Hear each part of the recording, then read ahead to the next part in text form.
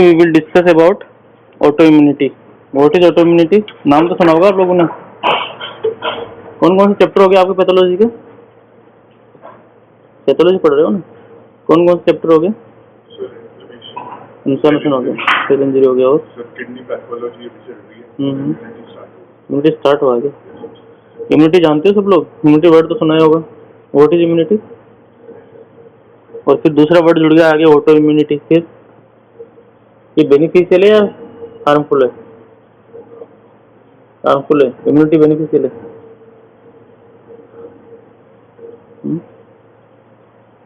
Immunity beneficial है या auto immunity beneficial है?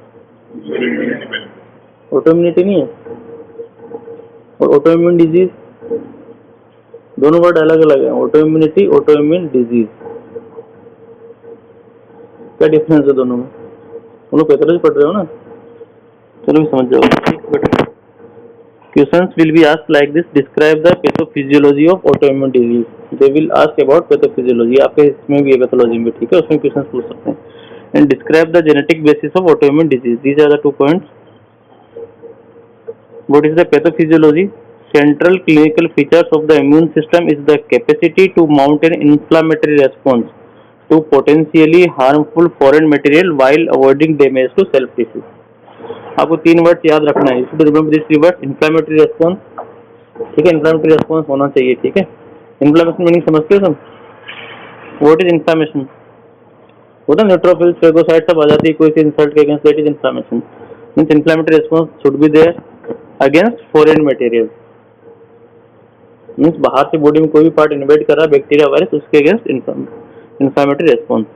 वाइल अवॉइडिंग डैमेज, खुद का डैमेज अवॉइड होना चाहिए, ठीक है। खुद का मीन बॉडी की सेल्स के अगेंस्ट कोई इम्यूनिटी नहीं होनी चाहिए। ऑटोइम्यूनिटी तो नॉर्मली पॉसिबल है, बट ऑटोइम्यून डिजीज नहीं है, ठीक है। समझ में आ गया? इसमें किसी को डाउट? इम्यूनिटी ऑटोइम्यूनिटी में कोई डाउट नहीं है ना? What is autoimmune disease? The essential feature of an autoimmune disease is the tissue injury. Tissue injury is a essential feature of autoimmune disease, not autoimmunity. समझिए ऑटोइम्यून डिजीज क्या है? Autoimmunity persist कर सकते हैं normal person में भी, but if there is tissue injury, that will be autoimmune disease. Autoimmunity is not a disease, ठीक है। Autoimmunity is a pathophysiology. It may be normal or pathological. The essential feature of an autoimmune disease is that tissue injury is caused by the immunological reactions of the organism against its own tissues. Tissues तो पढ़ लिया ना आपने, cell death पढ़ लिया ना। Tissues में कौन कौन से पार्ट्स होते हैं? तो टिश्यूज छोड़ो, नॉर्मल बेसिक लेवल पे आ जाओ। क्या होते हैं? सेल। सेल में कौन कौन से पार्ट होते हैं? नाम सुना? सेल मेम्ब्रेन होती है, माइटोकॉन्ड्रिया होता है, न्यूक्लियस होता है, न्यूक्लियस के अंदर न्यूक्लियोसोम्स होते हैं। मतलब किसी के भी अगेंस्ट एंटीबॉडी बन सकती है, ठीक है। तो किसी के अगेंस्ट एंटीबॉडी बनेगी तो क्या होगा? बताना, इसमें फर्स्ट चैप्टर पढ़ चुके। क्या होगा फिर? सेल डेथ होगी ना, ऑब्वियसली। फिर there is autoimmunity. Cell death होने के बाद में टिश्यू इंजरी होगी, टिश्यू इंजरी के बाद में डिजीज डेवलप होगी, that is autoimmunity. You can understand what is autoimmunity and what is autoimmune disease. Autoimmunity में देखो क्या है, it refers merely to the presence of antibodies or T lymphocytes, antibodies or T lymphocytes that reacts with self antigen and does not necessarily imply that the self reactivity has pathology consequences. It is not necessary that pathology is there. Autoimmunity is present in all individuals. Means it is normally present in all individuals, but there is not autoimmune disease. In autoimmune disease, tissue injury is caused by immunologic reaction. Here is the word tissue injury. यहाँ पे कोई injury नहीं है. In this, tissue injury is caused by immunologic reactions of the organism against its own tissue. Autoimmune disease occurs only in those individuals in whom the breakdown of the basic mechanism regulating immune tolerance, ये आप पढ़ लोगे अपने micro या pathology में, ठीक है। Immune tolerance word वहां पे आएगा। Regulating immune tolerance results in self reactivity that can cause tissue damage. ये आपने पैथोलॉजी में पढ़ा, अभी नहीं आया होगा ये।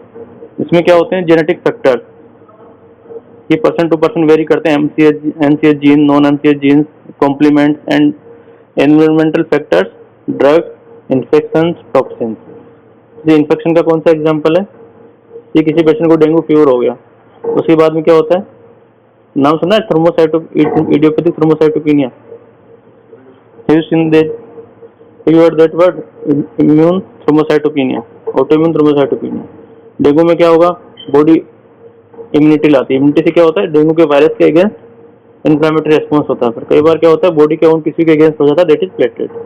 यदि प्लेटलेट के अगेंस्ट ऑटोइम्यूनिटी हुई तो क्या होगा? थ्रोम्बोसाइटोपेनिया। इसलिए ये infection, drugs, toxins may cause autoimmune disease due to breakdown of immune tolerance to self antigens, and it leads to unregulated immune activation and tissue damage and results in autoimmune disease. Pathophysiology of autoimmune disease. What are the mechanism? It is of two types: antibody mediated and cell mediated.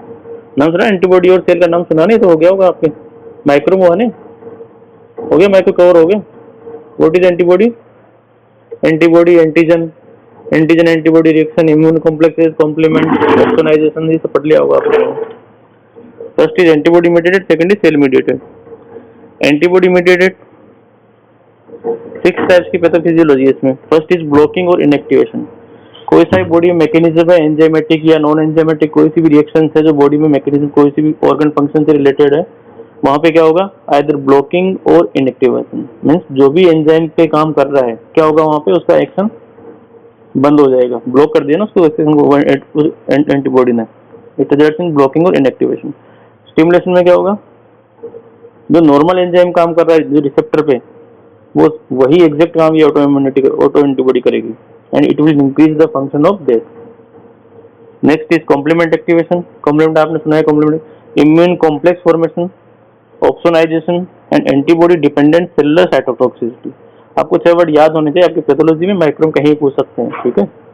What is the pathophysiology of antibody mediated autoimmunity? First is blocking. Blocking के examples है? If the blocking is this receptor alpha chain nicotinic acetylcholine, it will result in myasthenia gravis. नाम सुना ना myasthenia gravis? किसने नहीं सुना? सबने सुना होगा।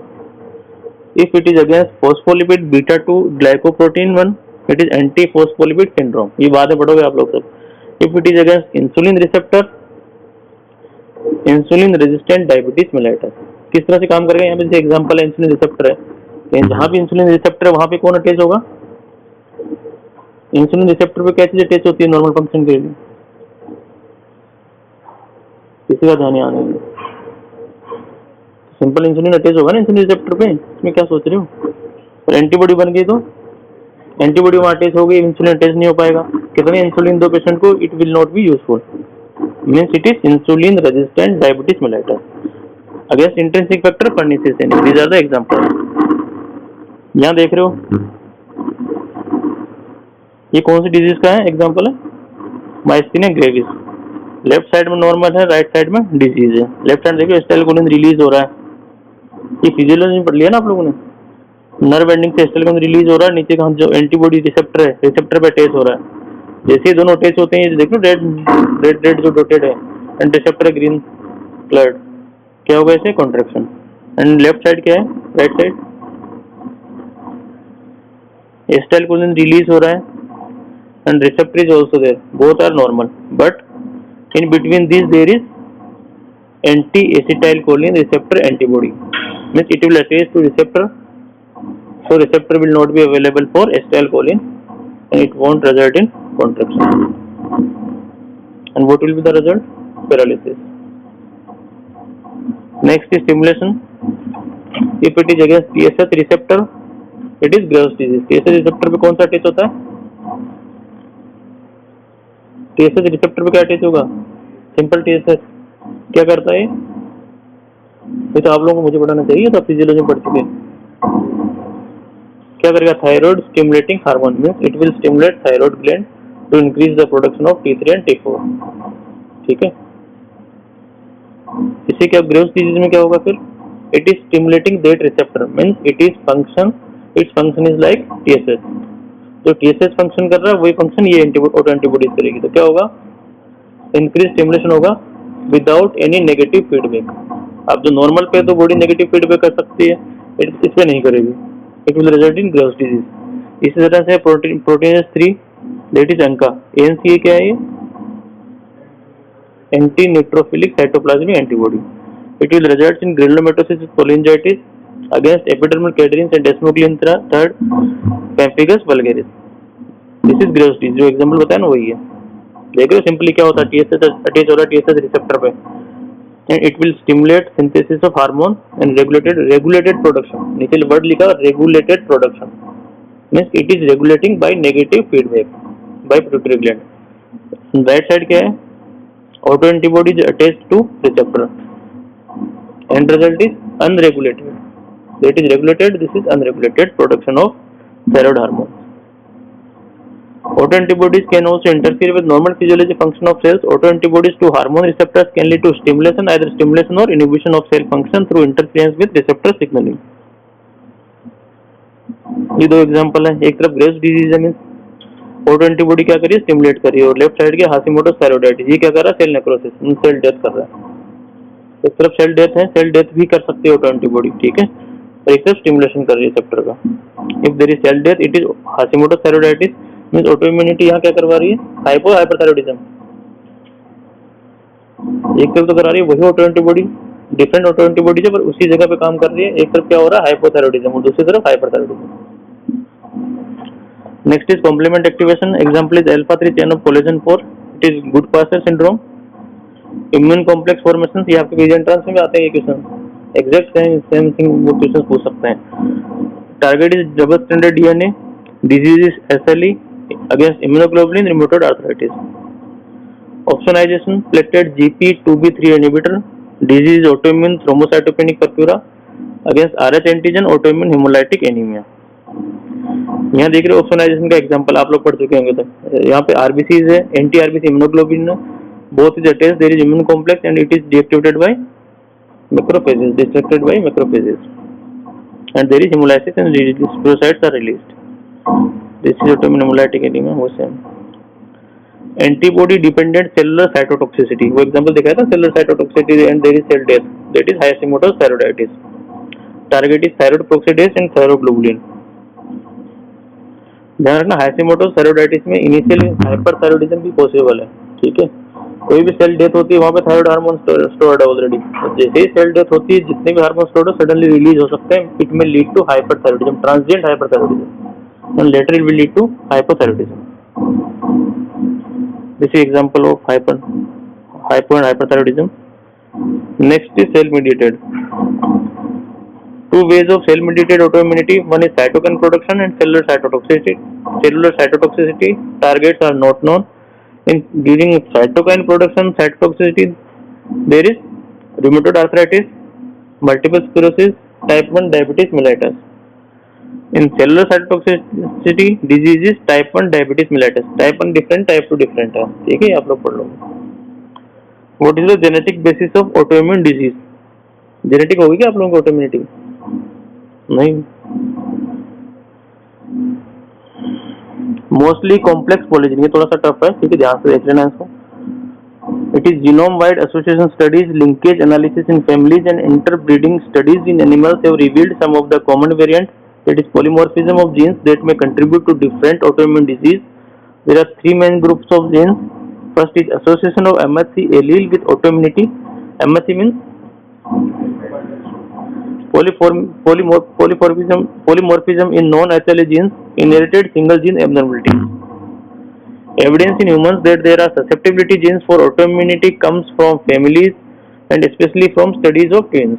Studies in type 1 diabetes mellitus, rheumatoid arthritis, multiple sclerosis and SLE have shown that 15 to 30% of pairs of monozygotic twins shows disease concordance, whereas the figure is less than 5% for dizygotic twins. The occurrence of, इसका example समझ में आ गया नहीं?